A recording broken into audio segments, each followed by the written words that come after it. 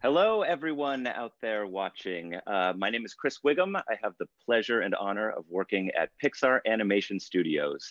And you are here today to hear a little bit about our new film, Soul, coming to Disney Plus on December 25th. Without further ado, I'd like to introduce the filmmakers behind Soul, director Pete Docter, co-director Kemp Powers, and producer Dana Murray. I should have mentioned, of course, also Kemp is one of the co-writers of Soul, along with Pete Docter and Mike Jones. Welcome, everybody. How are you guys doing? Doing So well. far, so good. It's good to be here. Here we are talking with our friends in France. If you don't mind, let's jump right in. Cool. Thanks, Chris. Of course, Pete, I will start with you.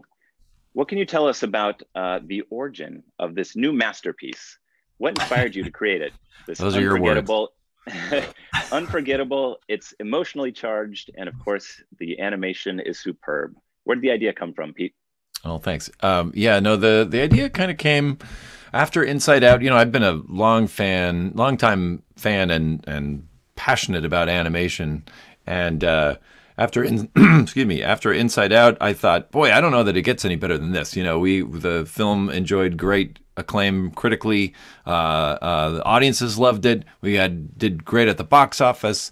And I just thought, well, now what do I do? I mean, in a weird way, it was a letdown because the film, like, it was such a pinnacle that I was thinking somehow my life would all fall into place and everything would be resolved. I don't know. It was absurd, but I think a lot of us have those ideas when we set these big goals. Someday I'm going to blank, you know, that it's going to make everything in our lives work out.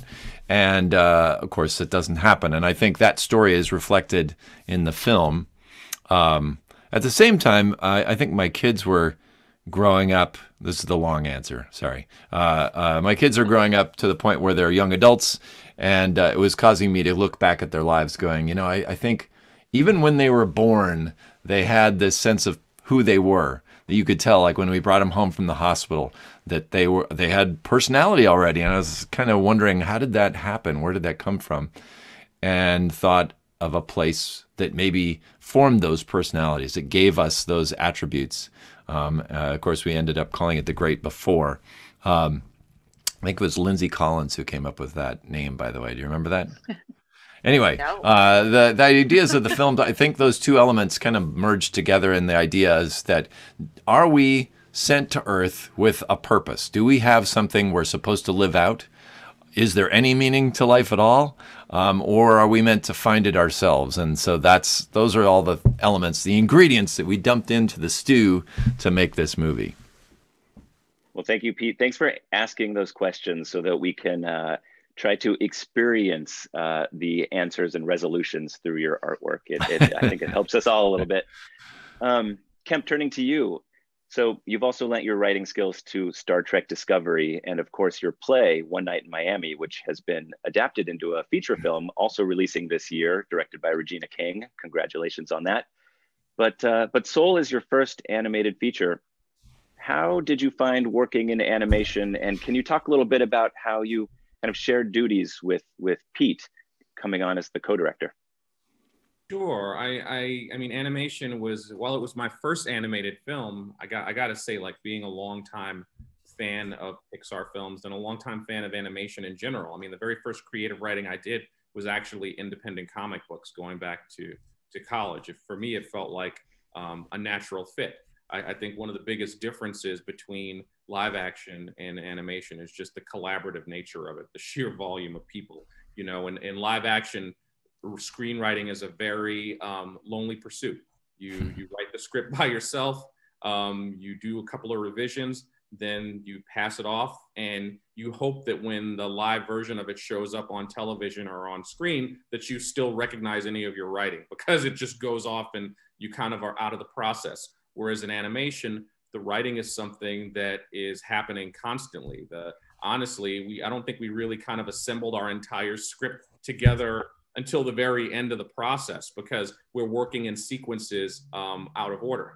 In terms of my co-directing duties, honestly, it was just kind of the best analogy I can think of is a co-pilot.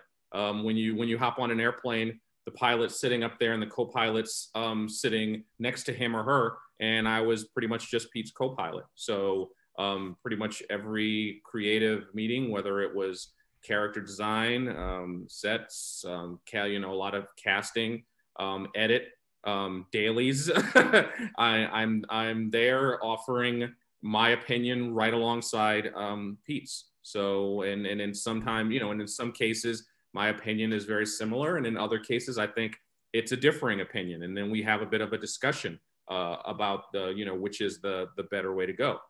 So once again, it all speaks to that collaborative effort. Well, thanks for helping steer that plane, and to continue with the plane metaphor. I'm glad that you had some creative collaboration that resulted in sort of discussion between yourselves on what might be right. I hope that doesn't happen for actual pilots when they're piloting planes. I hope that everybody is on the same page. Dana, question for you. You, of course, produced the wonderful short film Lou, which was nominated for an Oscar, but this is your first time producing a feature-length animated film. Tell us about your experience. What was it like, and how was it different producing a feature versus producing a short film? I mean, producing a short film is a great entry way to learn so many things about producing. So I'm super grateful for that experience. But doing a feature is like that times 500 or something, because it's like you're producing one sequence for a short film, where this, I think we had like 40 sequences. Our crew, at one point is 350 people. So there's a lot coming at you every day. But, we have such amazing people at Pixar and support, not only from the executive level, but, through the entire ranks of our crew. People just work really hard. I think what was different about this film specifically is like, we had a shorter schedule, and also a lot of difficult elements. One of the most gratifying experience was the culture trust and the consultants and all of that, but also it added a layer of just more work, and also the music was different, so that was really exciting. It's just way bigger, I guess, but it was one of the best experiences I've had. Well, congratulations, and we'll come back to the music in just a minute. But first, Pete, this is your fourth animated feature. Can you tell us about how your approach has changed from picture to picture, from Monsters Incorporated to Up to Inside Out, and now Soul? Well, when I started on Monsters Inc., I had no idea what I'm doing. But that hasn't changed, actually. I still don't know what I'm doing. I kind of just jump in. Joe Ranft, who is our head of story on Toy Story, he equated the process to like being stuck in the mud in a car with 4 bald tires. And so the more you gun it, the more you just like sit there in the mud. And then you realize, wait a minute, one of these tires has a little bit of tread on it. So you put like all the sandbags over on that tire to then get you out of the mud. And I feel like filmmaking is a little like that, in that a lot of times you're just stuck until you find something that is grabbing hold. And sometimes that's the character. Sometimes it's a theme. Sometimes it's a feeling. In the case of this film, as I described, it was more of a kind of a feeling or a life situation. I wasn't really driven by the characters. Up was more, we knew who Carl was. We didn't know his story, but the character came first. And so every film is kind of different. And I think that's part of it, is trusting to the chaos of it and not coming in with a prescribed idea of here's how it works. Like, you just kind of got to let that go and commit to the idea that nobody knows what you're doing. You just got to go. It's not true.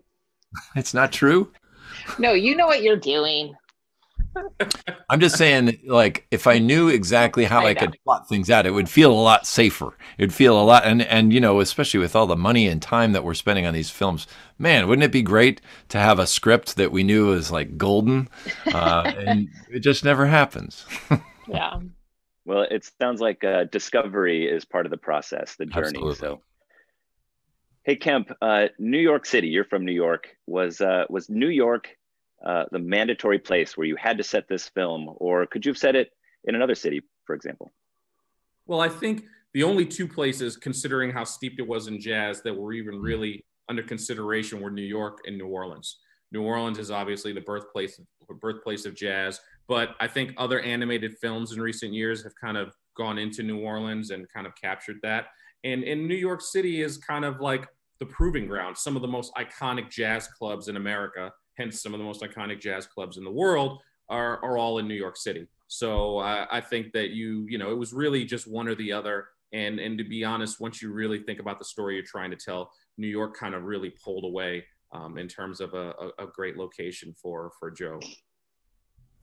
And speaking of jazz, Pete, how did you decide to bring jazz into the movie in the first place?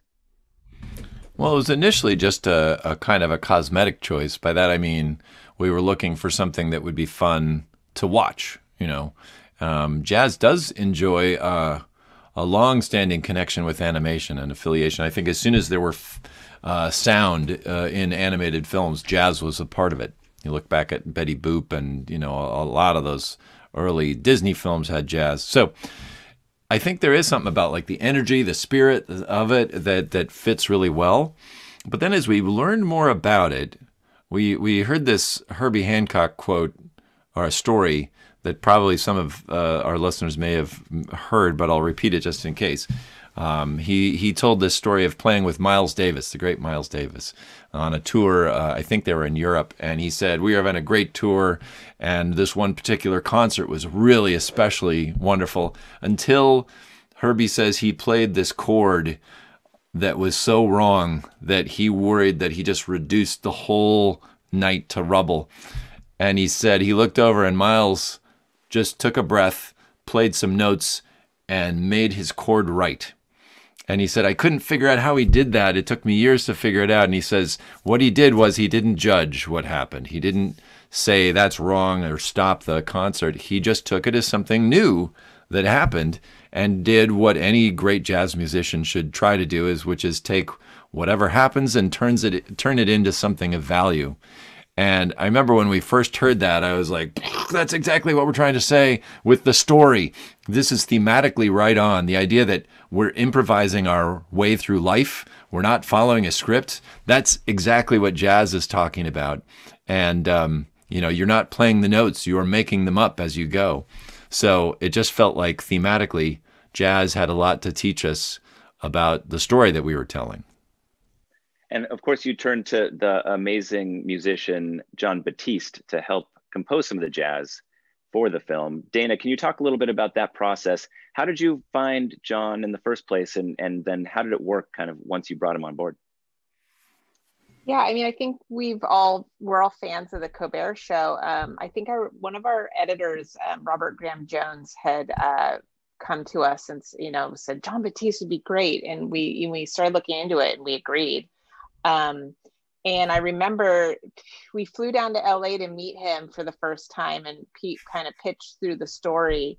And it was one of meeting Jon Batiste, it was just one of these great memories because Jon is so excited. And he was literally like, as Pete's pitching is like, like screaming like, woo, and Pete and I were just like, is he for real? And he was, that's how he is. And he ended up being such an amazing partner and collaborator, not only as a cultural consultant and educating like our crew on jazz culture, Black culture, history. But obviously he's just a genius as a musician. And it was great because we needed his performances to even animate those scenes with the music. And so we got a bunch of cameras in there and we're able to film all of it to hand off to the animators. And he's one of the great partners of the film. And on the other side of the spectrum, musically, you also brought in Trent Reznor and Atticus Ross to work on the score, particularly for the scenes in the Great Before. Now, Pixar films have typically relied more on a traditional orchestral composition for their scores. how did you decide to work with Trent and Atticus and their sort of different approach to scoring films? Pete. Well, I don't know that we really decided this, but we had heard that the way they like to work, they being Trent and Atticus, is that they'll provide sketches along the way. So, you know, we'd be midway through, just to back up again, as you say, typically like with Michael Giacchino or Randy Newman, we'll almost lock the picture, or at least parts of it, and then hand those off to the musicians to write music to go along with that picture, which is already locked. In this case, Trent and Atticus were giving us these little sketches of demos. And in some cases, I'm trying to remember, I think it was either 5 or 7 demos for like where Joe plays his life at the end. I think it was 5. They gave us 5 entirely different ideas. And they're like, hey, see if any of these work. So as we're crafting the scene, we're taking these bits of music, we're copying and pasting them, we're taking ideas that they had for this part of the film and putting them over here. It was very organic. It was a different way of working. Then, of course, they take it back and you know, make it sound better than our clunky edits. But it was the music was really part of the storytelling in a way that we hadn't really been able to work before. And it was really pretty cool. The other thing I'll say about them is that they really seemed to connect with the film early on, thematically. Trent told a really cool story about that echoed exactly what we were trying to do with the film, that he said, I felt like once I played a stadium show, you know, then I will really have made it and my life will fall into place. And he said, the show played and he was backstage waiting for everybody.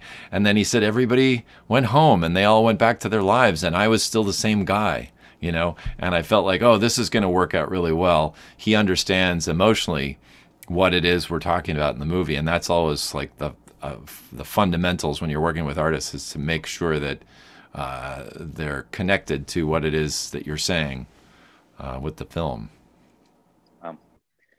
Well, Soul is very much a film about life, but of course, in your exploration of life, you have to acknowledge, quite frankly, and explicitly, in fact, the notion of death. How did you approach that, Kemp, when working on the screenplay and producing the film, knowing that this was going to be seen by a lot of kids out there, and sometimes talking about death can be a complicated exercise with children? Well, it's interesting that people keep coming around to it being about death, because we always saw this film as an exploration of life. You know, the great beyond, whatever happens after you die, is basically in just like a couple of fleeting moments, and we don't even show what's going on there. We immediately kind of go into the world of before, the world of potential. But I mean, to answer that more specifically, though, I think children, one of the things I love about working for Pixar and writing on a Pixar film is that we don't talk down to children, and we don't try to dumb things down for children. Children actually already, they understand these complex ideas, and they have these questions already. They're going to have these questions whether we bring them up or not. And I think that, you know, by not dumbing things down, and we're also working in a visual medium. So we're actually the kind of the perfect medium to deal with these kinds of issues in a way that is not really scary to children. But despite that, I mean, you know, we understand there are concerns. We do actually do test screenings specifically for kids, just to confirm that we're not delusional, that we're not actually working on a piece of work that's going to terrify a whole generation. And it was really reassuring in the case of Soul that the couple of sequences that we worried, like, okay, is the combination of the sound and the music and the imagery going to be a little bit scary? Kids weren't even fazed at all. And in terms of the complexity of the story, afterwards we would have a conversation with the parents, and the parents would say, I really love this film, but I'm not sure if these ideas are too complex for my child, or if they're going to understand it, or if it's going to be disturbing, at which point the child would inevitably cut off the parent and explain in vivid detail everything the parent just said the kid wasn't going to be able to understand. So I think that, you know, Pixar gives children the credit I think they deserve. And I remember it's almost like we forgot other people have forgotten what it was like to be a child. And my childhood was filled with questions and wanting to explore all these ideas. And I think that this is a film that, yes, maybe slightly older kids, like a 2-year-old is going to be sitting there drooling, but are still, you know, a 2-year-old shouldn't be sitting in front of the television anyway. So I think that, you know, it's not really that much of a concern. Well, thank you for trying not to instill great fear into a generation of kids. I'm still traumatized from when I saw Pinocchio as a child. I don't think I'll ever recover. Oh, Watership Down. That was one of my first animated features. So, you know, rabbits murdering each other. So I think we all have those scarifying memories. Yeah, it's part of, it's the ritual, you know, it's growing up. It's part of it. Yeah. Going to something more specific about the movie, Dana, one of a couple of the characters you see, the counselors, you've got both the Jerrys and Terry, and their look is quite unique, quite interesting, very sort of graphic. How did you approach the character design for those characters? What was the inspiration behind the look of them? Yeah, I think we looked at, you know, a lot of modernist sculpture and Picasso and some different artists, but I think it was Afton Corbin, who was one of our story artists, who had gotten the script, and the script hadn't really defined what the characters looked like at all. So she started drawing them just as these really cool, as you see in the film, like lion characters. And it was kind of intriguing. We're like, well, we've never seen that before, which was really exciting. And then she brought in to show one of our character artists, Deanna. I'm always going to say her name wrong. Marzialese. Marzialese. Okay. I'll butcher it. But anyway, she's Sounds fantastic. And she came in and she literally, like, she saw what Afton was drawing, and she's like, and she had never done wire sculpture, but she immediately was like, oh my gosh, I got to sculpt these in wire. So I don't know if she got coat hangers or what, but she just started playing with wire, sculpting these amazing characters, and brought them into an art review. And we were all kind of just blown away, because she turned the lights off and took her iPhone light and was moving the light around these wire sculptures, and just the shadows and the perspective that we were seeing and how they would change when she moved the light was really exciting. So we were like, oh, this will be the easiest character. Let's give this to the characters department and hand it off. And the animators will love this. They'll fly through these shots. It ended up being the most difficult character, the second most difficult character of Pixar at all time, right behind Hank, the octopus in Finding Dory. So, yeah. And I think, just a shameless plug for Disney Plus, there's a series on Disney Plus called Inside Pixar. It's available now. And one of those episodes focuses specifically on Deanna Marzialese and her approach. So check that out if you're interested. Their name. Shameless. Pete, did you talk with or consult any religious, psychological, or even philosophical experts when you were conceiving of and then working on the film? Yeah, we did. We brought in priests, rabbis, someone from Hindu tradition, Buddhism. We brought in a couple of shaman who had their drums and were going to take us on a journey. That was pretty interesting. Excuse me.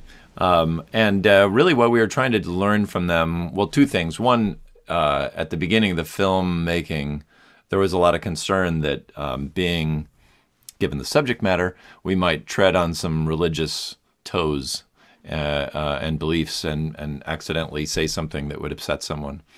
So we were trying to avoid that, learn as much as we could. But also, we wanted to know what traditionally humans have considered that the soul, like what are the elements of the soul? So it would help us with the design and storytelling.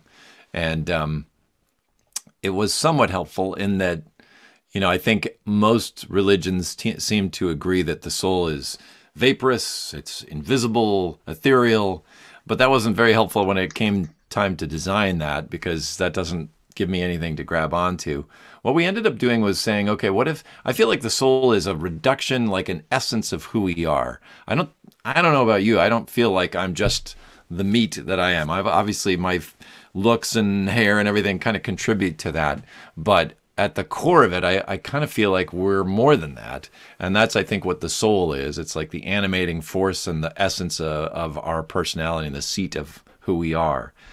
So we tried to follow that in designing the characters and the world. I will say that this is one of the more challenging design assignments I think we've ever faced at Pixar. And the way we solved it, Dana and Michael Fong and others created this bullpen where all the artists and technical folks would gather for hours at a time and iterate. And so, if you draw one of the souls, they look so simple that you're like, I don't think that's enough to hang my hat on. But we knew that the what the computer would bring would be such an essential part of the design that we needed to create this group where everybody would sit and sweat together in this room and iterate. So every week we'd come in and see the progress, and it was pretty astounding the stuff they were able to do, and the things we learned based on the experiment. So it was a lot of fun. Well, that sounds great. Unfortunately, that's all the time we've got for this Q&A. Thank you everyone out there for watching. I think it's safe to say that all of the time and attention that you put into the film, from cultural consultants to philosophical and religious consultants to your own collective genius and that of your crew, it really shows in the film. It's beautiful, it's an achievement. Thank you so very much. For everyone watching, Soul will be available on Disney Plus from December 25th. Thank you. Cool. We Thanks for having us. Didn't get to ask Chris all of our questions. We'll come back later for another one of these, and we'll do that. Thank you all. Pete, Dana, Kemp. Thanks. Appreciate it. Cool.